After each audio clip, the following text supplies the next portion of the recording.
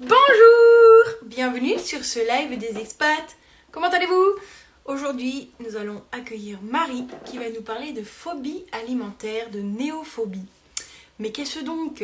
C'est ce que nous allons découvrir tout de suite. Alors, je vais inviter Marie.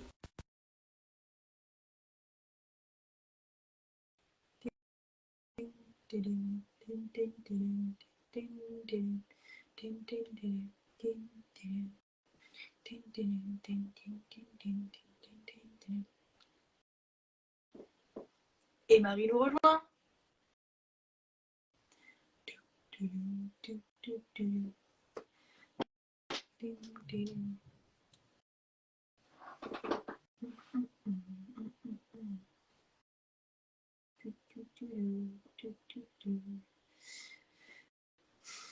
Pourquoi ça marche pas?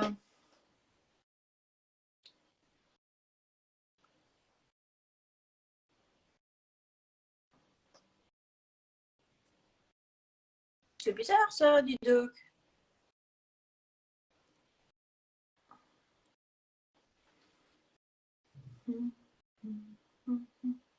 Bah, pourquoi elle peut pas participer? Oui. Ah, allez, là ça va être bon.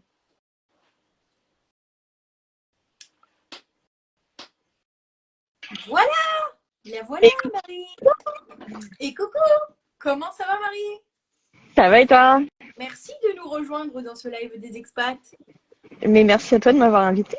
On sait que c'est un peu le début des vacances et que les gens sont moins là, mais c'est pas grave. C'est de la capitalisation pour la suite. C'est ça. Bonjour à tous ceux qui nous rejoignent. Aujourd'hui, je vous présente Marie qui va nous parler de phobie alimentaire. Et oui, mais qu'est-ce donc que la phobie alimentaire? Nous allons en savoir plus tout de suite. D'abord, je te propose de nous dire qui tu es, d'où tu viens, ce que tu fais, toute ta life, quoi, mais en 2 minutes. En 2 minutes, Et ok?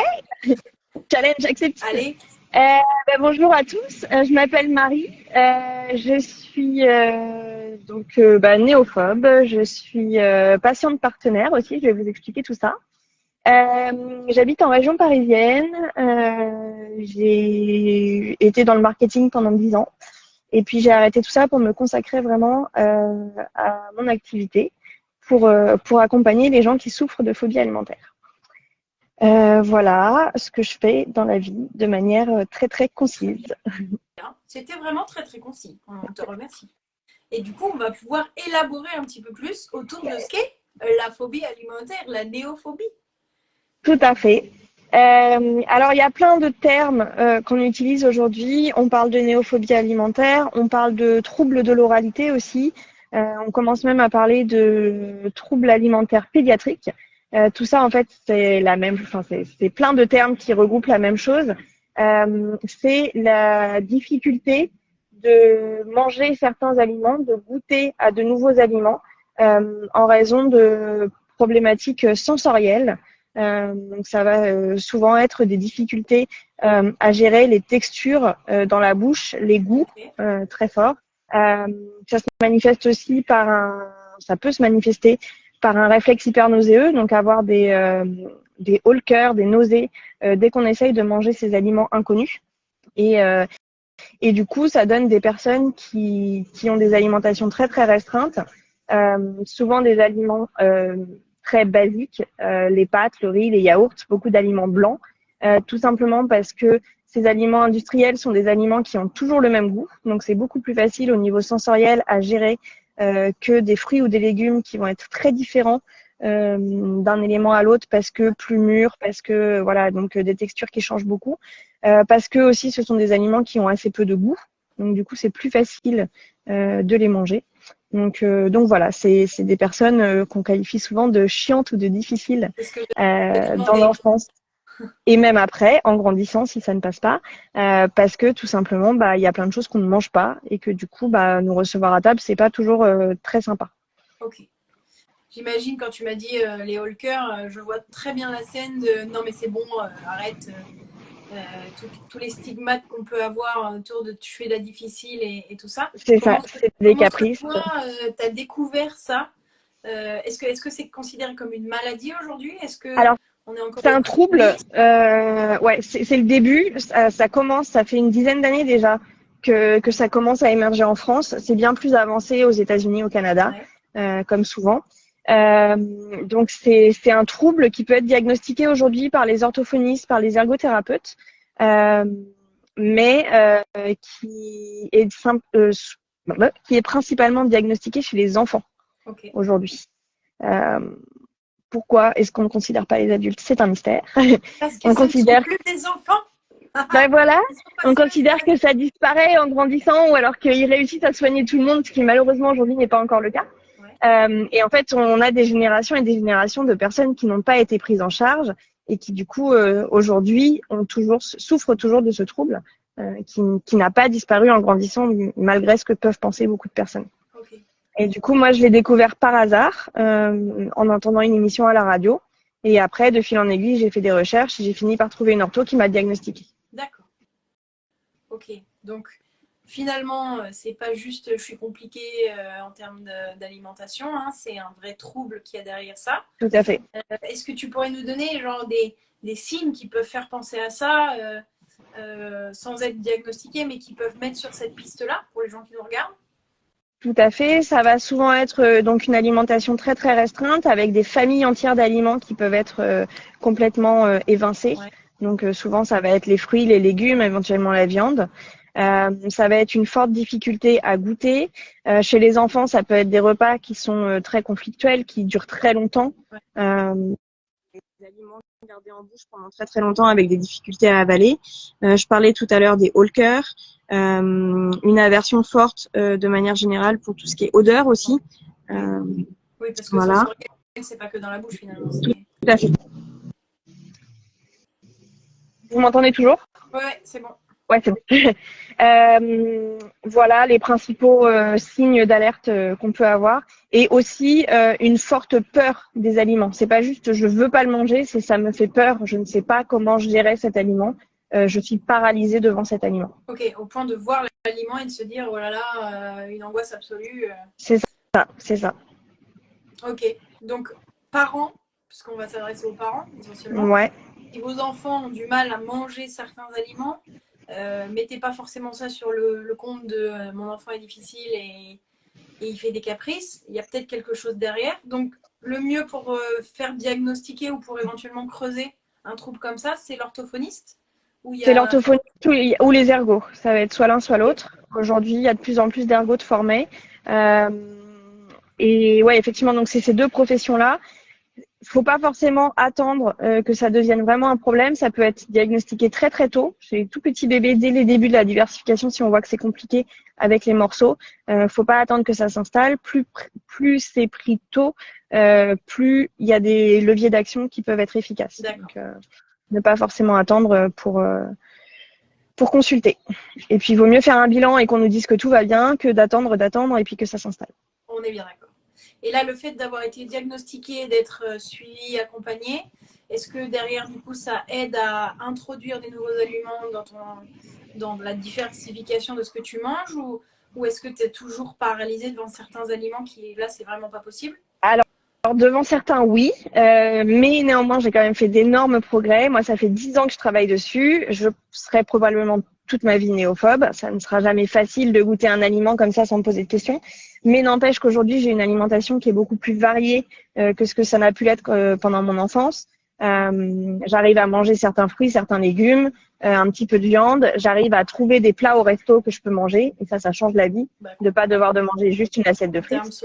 Et je pense que voilà, au terme social, ça change tout. Et j'arrive à travailler sur de nouveaux aliments. Donc, c'est beaucoup d'efforts, c'est très progressif, mais petit à petit, ça progresse. Ok, super, trop bien. Ça veut dire qu'on n'est pas obligé de rester avec cette peur angoissante à chaque fois qu'il s'agit d'aller manger. C'est ça. Toi, tu es suivie par une ergo, par une ortho Alors, j'ai été suivie par deux orthos différentes qui travaillaient de manière différente. Aujourd'hui, je travaille en autonomie, mais j'ai appris avec elle plein de techniques. J'ai été suivie par une psy aussi qui m'a pas mal aidée. Okay. Et donc, en fait, à travers toutes ces thérapies, j'ai pu grappiller des techniques à droite à gauche. Et aujourd'hui, je sais ce qui fonctionne pour moi pour travailler un nouvel aliment. Et du coup, je peux le travailler à mon rythme, en autonomie, quand je le sens. D'accord. Ok. ben voilà, donc ça n'est pas, comment on dit, une fatalité. On C'est ça. peut faire évoluer la chose, c'est ça. Ouais, tout à Bon, fait. et donc nous, pourquoi on se parle aujourd'hui? Parce que dans le cadre où éventuellement vous partez à l'étranger dans une nouvelle culture, un nouvel environnement, et que vous avez, comment on dit, on est atteint d'un trouble de On néophobie. souffre de troubles de l'oralité, ouais. Ok, on souffre de troubles de l'oralité. Si jamais vous souffrez de troubles de l'oralité ou que ce live vous fait réaliser que peut-être vous souffririez peut-être d'un petit trouble de l'oralité, dans le cadre d'un départ à l'étranger ou même d'un retour en France, parce qu'un changement, je dirais, d'alimentation et d'habitude alimentaire, et ben, ça peut être un vrai challenge pour s'installer, pour surmonter ça, en plus de tous les changements liés au déménagement, liés à l'arrivée dans ce nouveau pays. Tout à fait. Quels seraient selon toi des conseils qu'on pourrait donner aux expats pour une transition en douceur vers une nouvelle habitude alimentaire?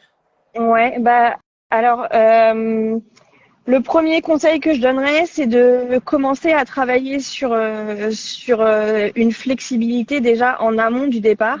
Ouais. Dès qu'on commence à ébaucher le projet, ça va être des trucs tout bêtes comme s'habituer à changer de marque de yaourt, de marque de pâtes, de marque de nuggets, parce que bah, les marques qu'on trouve en France sont pas forcément les marques qu'on trouve à l'étranger.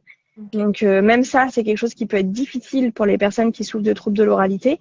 Donc ça va être changer de magasin, changer de marque, changer de manière de cuisiner aussi. Je sais qu'en France, on cuisine beaucoup au beurre, c'est pas forcément le cas dans tous les pays, par exemple. Donc ne serait-ce que changer du beurre à l'huile d'olive, et ben déjà ça peut être compliqué. Ou l'huile tout court, enfin Oui, c'est ça. Tout à fait. Donc okay. Ça peut être une première préparation déjà de s'habituer avec ces petits changements déjà à être un peu plus flexible par rapport aux aliments déjà qui sont acquis pour réussir à retrouver ces aliments sûrs une fois qu'on sera à l'étranger. Tester sa flexibilité. C'est ça. Et la travailler. Alors, on espère que vous partez pas demain et que vous ne découvrez pas ce que c'est que la néophobie aujourd'hui. Ça va faire un peu Tout à fait. Mais dans ce cas-là, il y a Marie pour vous accompagner et pour vous aider. On en reparlera juste à la fin. Oui. Donc, testez déjà votre flexibilité à changer de marque, de magasin, à changer vos habitudes, même chez vous, là où vous êtes en France ou là où vous êtes à l'étranger, avec les habitudes que vous avez déjà. C'est ça. Ok, flex. Tout à fait. Il faut aussi savoir que ce qu'on a pour acquis en France n'est pas forcément le cas partout. Au niveau habitude de repas, par exemple, en Espagne, on mange plus tard et on mange pas forcément la même chose au repas. Aux États-Unis, le midi, c'est plutôt une lunchbox froide et pas forcément des repas chauds, par exemple. C'est des petits exemples, mais voilà, et donc du coup, bah ça peut aussi avoir des incidences. Par exemple, il y a beaucoup de personnes qui souffrent de troubles de l'oralité qui ne mangent pas de sandwich, qui ne mangent pas de repas froid. Ça, faut déjà le savoir en avance. Si dans les habitudes du pays, il y a beaucoup de repas froids, commencer à travailler là-dessus dès maintenant pour pouvoir, une fois sur place, ne pas être trop handicapé par ça et ne pas se retrouver à ne pas du tout pouvoir manger tous les midis, que ce soit à l'école ou au travail, quoi. Ça serait dommage de revenir parce qu'on n'a pas anticipé cette partie. Je l'imagine que ceux qui savent déjà qui souffrent d'un trouble de l'oralité, bon, c'est quelque chose qu'ils ont pris en compte dans leur organisation et leurs habitudes. Ceux qui découvriraient là aujourd'hui avec nous ou qui en ont entendu parler depuis peu, effectivement, c'est quelque chose qu'il va falloir réfléchir en amont pour s'adapter. Toi, tu as réussi à intégrer des repas froids dans ton parcours? C'est encore difficile pour moi aujourd'hui, ouais. C'est très difficile pour moi. Je travaille un petit peu sur des choses comme le melon, le sandwich, mais je mange pas du tout de salade. Je mange aucun plat froid, ou même le peu de choses que je mange, par exemple, je mange des quiches juste au fromage, sans les lardons, pas la quiche Lorraine. Mais ça, je le mange que chaud, je le mange pas froid. Ouais. Donc, c'est aussi une histoire de texture et de sensation à la bouche. Ouais, et je me demandais par rapport à la présentation de la néophobie que tu nous as fait, tu disais que c'est un trouble plutôt sensoriel. Est-ce que c'est aussi un truc qui peut être psychique, ou est-ce que c'est Alors, vraiment... en fait, il y a une réponse psychique qui se développe parce que le corps ne sait pas gérer ses aliments. Donc, du coup, derrière, il va y avoir toute une flopée de stratégies d'évitement pour éviter Ouais, de reproduire ça, en fait, tout simplement.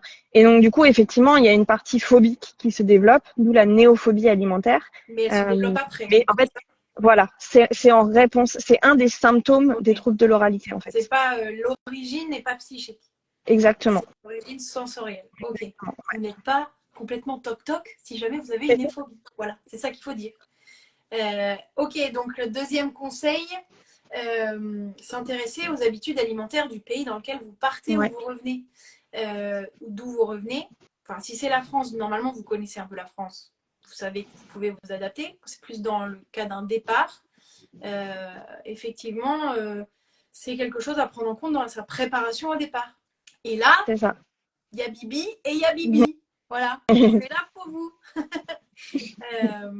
L'organisation en général, il y a moi. Et l'organisation, je ne sais pas si tu es placé en haut ou en bas sur la vidéo. Mais il y a, pour tout ce qui est alimentaire, il y a Marie qui peut vous accompagner. Depuis le monde entier. Voilà. C'est ça. Ok, repas froid, repas chaud, tout ça, c'est important, les Ouais. habitudes. Et en dernier lieu, qu'est-ce que tu nous conseillerais comme troisième J'en ai un petit peu parlé tout à l'heure, c'est tout ce qui est assaisonnement. On va être très très sensible à la moindre variation de goût. Donc du coup, je parlais tout à l'heure du beurre, de l'huile. Ça va être aussi les petits cubes d'assaisonnement type Cubor qu'on va pas forcément retrouver ou pas de la même marque à l'étranger. Ça va être tout ce qui est épices où les habitudes peuvent être très différentes d'un pays à l'autre. Tout ça, c'est des choses aussi où on peut s'habituer dès maintenant à varier un petit peu et à vraiment développer des habitudes autour de ça par rapport pour coller aux habitudes du pays de destination en fait. Okay. Et puis il y a un truc aussi dont j'ai pas parlé, c'est que quand on arrive sur place, en général, on n'a pas forcément son logement dès qu'on arrive. Trouver un appartement type appart-hôtel avec une cuisine où on peut cuisiner plutôt que d'être à l'hôtel, déjà ça peut être quelque chose qui peut vraiment faciliter la vie parce que du coup on va pouvoir se faire ses pâtes le plus rapproché possible de ce qu'on mange d'habitude, ou son riz, ou peu importe, ou ses pommes de terre. Là où si dès le départ, déjà avec tous les bouleversements qu'entraîne un déménagement, une expatriation, si en plus on peut même pas retrouver de la cuisine qu'on arrive à manger, ça fait encore un stress supplémentaire. Je voyais dans les commentaires, je crois que c'est Lina qui nous suit là et qui part en voyage scolaire en Espagne une semaine, qui ne sera pas logée chez elle, qui sera logée chez des gens. Et j'imagine que c'est un vrai challenge de dire j'ai des habitudes alimentaires différentes. Il faut communiquer, ça change tout. Ouais. Il faut pas avoir peur de communiquer. Les gens sont beaucoup plus bienveillants que ce qu'on peut penser si on prend les devants. Si on attend que les gens nous posent des questions et qu'on les met devant le fait accompli de ah bah non je mange pas, ça peut être très compliqué parce que il va y avoir des remarques, il va y avoir des questions, les gens vont être vexés et tout. Si on prévient avant, qu'on explique bien et que du coup on dit bon bah voilà ce que je peux manger, voilà ce que je peux pas manger, voilà pourquoi je mange pas. C'est pas contre toi, c'est pas contre ta cuisine. On va faire ensemble. Je t'aiderai à faire à manger. On trouvera des solutions. Ou donner des exemples de repas dans voilà, exact. Donner la liste de ce qu'on peut manger. Exactement. Ouais. Et puis, si c'est des voyages courts aussi, emmenez de la bouffe dans vos valises. Vous embêtez pas avec ça. Emmenez les paquets de chips que vous connaissez, un paquet de céréales si ça peut vous aider parce que c'est nourrissant et parce que ça prend pas trop de place et voilà. Et c'est simple à grignoter. Sur les petits voyages, n'hésitez pas. Sur une expat, c'est plus compliqué, forcément. Moi, quand je vivais en Espagne, j'étais à Barcelone. De temps en temps, je me faisais une expédition jusqu'à la frontière pour aller chercher mes yaourts et mes paquets de compacts. C'est pas forcément toujours possible, mais quand c'est possible, vous privez pas. Si ça peut vous faciliter sur des voyages courts ou au moins sur l'arrivée, faites-le. Emmenez vos comfort food. Voilà, laissez-vous le temps de vous acclimater aussi, quoi. Ouais. Au moins, même si vous partez en expatriation longue, de prévoir quelques petits snacks, de choses à manger la première semaine pour le temps de vous faire à votre nouvel environnement, ça peut être, peut être pas mal. Bah, tu vois, on avait dit 3 conseils, on va en mettre un quatrième. Ce quatrième, ça sera communiquer absolument. Ouais. Et ça marche pour toutes les toutes les spécificités, les petites différences qu'on a chacun, parce qu'on en a chacun, hein, ça c'est clair et net, plus vous prenez les devants et plus vous osez dire ce qui ne va pas ou ce qui peut être différent ou ce qui peut changer, moins les gens vont être dans le jugement et vont être voilà, ils vont rester bienveillants en disant ah ok, bah, attendez pas qu'on vous fasse des remarques ou qu'on vous pose des questions. Effectivement, notamment si vous allez chez des gens, loger chez des gens et qu'ils pourraient se vexer parce que d'un pays à un autre, l'accueil passe aussi beaucoup par la bouffe, par la nourriture. Voilà. Et refuser de la nourriture parfois peut être très très mal vu. Donc plus vous prenez les devants et mieux vous anticipez les choses. C'est toujours pareil, c'est de l'anticipation. Voilà. C'est ça. Alors, si on récap, Edflex, dès maintenant, si vous prévoyez de partir, pour vous tester sur les changements de marque, de magasin, d'habitude, faites ça chez vous déjà dans votre quartier avec tous les petits commerces que vous connaissez. Deuxièmement, intéressez-vous aux habitudes alimentaires du pays dans lequel vous partez, savoir si c'est compatible, si vous allez pouvoir vous acclimater. Ou si ça va vraiment être difficile, ça serait dommage de revenir en disant bah en fait je vais mourir de faim donc il faut que je revienne. Dommage. Troisième conseil, pensez aux assaisonnements. Les petites bouteilles magie là, est-ce que ça passe? Parce que ça c'est international, ça, les petites bouteilles magiques. Les Cubor et les magies, je ne sais pas comment ils ont fait, mais ça il y en a dans le monde entier. Donc ça, pensez-y. Est-ce que vous êtes mayo, ketchup, sauce comme ça ou pas du tout? Pas trop les sauces en général. Ok. C'est plutôt vraiment l'assaisonnement dans la cuisson. Ouais, c'est ça. Donc, pensez à ces petites sauces-là. Mais quand vous le savez, il faut juste passer les commerces en revue pour savoir où vous traitez ça. Et j'ai aussi vu dans les commentaires, effectivement, parfois, il y a des rayons internationaux dans les magasins. Oui. Ça peut sauver la vie. En espérant qu'il y ait tous les pays, y compris le vôtre. Parce que y compris la porte. Voilà, ça va être un peu plus compliqué. Et surtout, communiquer. Prenez les devants. Osez dire que y a peut-être des choses qui vont être un peu différentes pour vous. C'est pas grave. C'est pas une tare. C'est une spécificité. Voilà. C'est ça. Et plus vous prenez les devants et plus ça se passera bien. Parce que c'est important, surtout quand on ne connaît pas. Moi, je t'avoue que c'est en te rencontrant que j'ai découvert les troubles de l'oralité. Ça m'a beaucoup interpellée parce que j'imagine qu'il y a beaucoup plus de gens qu'on ne pense qui ont ce trouble. Est-ce que tu as des chiffres un peu à nous communiquer ou... Alors, c'est difficile parce qu'il n'y a pas vraiment d'études. Chez les enfants, ils estiment qu'il y a jusqu'à... attends, je vais dire des bêtises. Jusqu'à 25% de la population des enfants qui souffrent de spécificités sensorielles à diverses échelles. Il y en a certains, ça va aller jusqu'à ne pas manger de morceaux du tout, donc alimentation par sonde, etc. Il y en a certains, ça va être juste je ne mange pas de fruits, par exemple. Mais du coup, ça ne m'empêche pas d'avoir une vie sociale quasi normale et du coup, les impacts sont moindres. Donc, il y a toutes ces différentes échelles, mais ils estiment que ça couvre quand même 25% de la population. Ouais, donc mais c'est vrai que c'est... D'habitude, c'est un spectre... c'est ça. Ce qui peut faire passer au travers des mailles du filet, j'imagine. Parce que exactement. Si tu manges juste pas de fruits, il va te dire j'aime pas les fruits et c'est tout. Si par exemple, si c'est plusieurs familles d'aliments, déjà, on est sur des signes un peu plus évocateurs, quoi. C'est ça. Ok. Bon, parfait, ça. Super. Merci pour cet éclairage sur la néophobie ou la phobie alimentaire. Est-ce que tu pourrais nous dire, toi, comment tu accompagnes les gens, justement, qui se posent des questions là-dessus? Bien sûr. Donc moi, je suis patiente partenaire. Comme je disais tout à l'heure, les soignants, aujourd'hui, ils accompagnent surtout les enfants. Et du coup, en tant qu'adulte souffrant de troubles de l'oralité, on a beaucoup de mal à trouver des personnes qualifiées dans le monde médical pour nous accompagner. Donc du coup, moi, je propose un programme de pair aidance, donc d'aide entre patients, pour déjà mieux accepter cette différence, comme tu disais tout à l'heure, donc à travers de groupes de parole. Et ensuite, d'ateliers pour travailler justement sur ces pistes pour incorporer des nouveaux aliments. Quelles sont les méthodes et comment on peut y arriver petit à petit. Donc, c'est toujours en groupe, c'est en ligne, avec idéalement, quand c'est possible, au moins une rencontre en présentiel pour vraiment créer du lien dans le groupe. C'est des petits groupes. où on est tous dans le même bateau, donc pas de jugement, de Moins seul l'entraide. aussi. Et Moins tout à seul fait, avec sa tout différence. à fait. Ouais.